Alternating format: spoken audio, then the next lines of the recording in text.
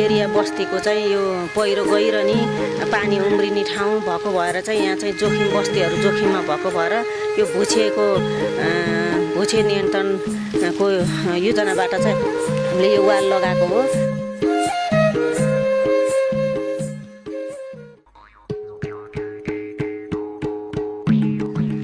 र एउटा कुरा चाहिँ महिलाहरूलाई चाहिँ उपभोक्ता समिति महिलाहरूको चाहिँ उपभोक्ता समिति गठन गराउँदाखेरि चाहिँ उनीहरूलाई हरेक कुरामा चाहिँ थाहा नहुने नगरपालिकामा चाहिँ योजना सम्झौतादेखि सम्पन्न कसरी गर्ने भन्ने कुराहरू चाहिँ प्रायः जसो धेरैलाई थाहा नहुने भएको भएर चाहिँ मैले चाहिँ महिला दिदीबहिनीहरूलाई अगाडि बढाउनुपर्छ, कमसेकम काम गर्दाखेरि उनीहरूलाई सबै कुरा थाहा होस् भन्ने हिसाबले चाहिँ मैले समावेशी टोल सुधार समितिको महिला दिदीबहिनीहरूलाई चाहिँ समिति बनाएर त्यसमा काम सम्पन्न गराउनलाई समिति गठन गराएँ र उहाँहरूले राम्रोसँग काम पनि सम्पन्न गर्नुभएको छ।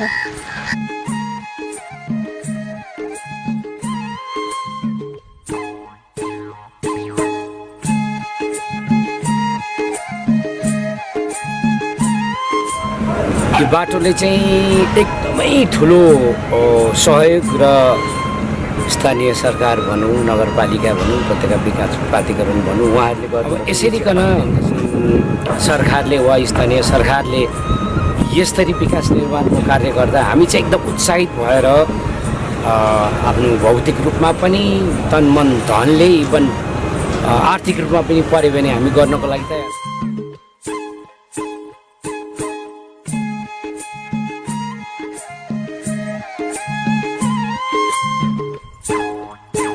ठुलै परिवर्तन, ठुलै फर्को अहिले मार्ने क्रममा मार्ने दिशातिर हाम्रो वडा चाहिँ नि अगाडि बढेको छ। त्यो समस्यालाई समस्या रूपमा नलिएर हामीले चाहिँ अवसरको रूपमा लिएर अगाडि बढेका छौँ। एउटा के छ भने विकास निर्माणमा स्थानीय जनसहभागिता र स्थानीय महानुभावहरूको चाहिँ नि सहयोगको एउटा ठुलो चाहिँ नि एउटा मेरुदण्ड रहेछ सहयोग। त्यो चाहिँ नि उहाँ स्थानीय महानुभावहरूले दिइरहनु भएको छ। जति स्थानीय स्तरमा स्थानीय बासिन्दाहरूले सहयोग गर्नुहुन्छ त्यति तीव्र रूपमा चाहिँ विकास निर्माण सजिलै सम्पन्न हुँदो रहेछ भन्ने कुरामा हामीले चाहिँ त्यो राखेका छौँ। र यस्ता किसिमका वडालाई विकास निर्माण गर्नको लागि रचनात्मक सहयोग सल्लाह सुझावहरू पनि हामीले सबै पक्षलाई समावेश गरेर समेटेर हामी निरन्तर अगाडि बढ्ने क्रममा छौँ। अब विगतको समयमा 6 नम्बर वडा पनि एउटा विकासको रूपमा फड्को मार्ने अगाडि बढिरहेको वडाको रूपमा चाहिँ नि हामी यसलाई चाहिँ चिनाउनको लागि राखेका छौँ। त्यस्तै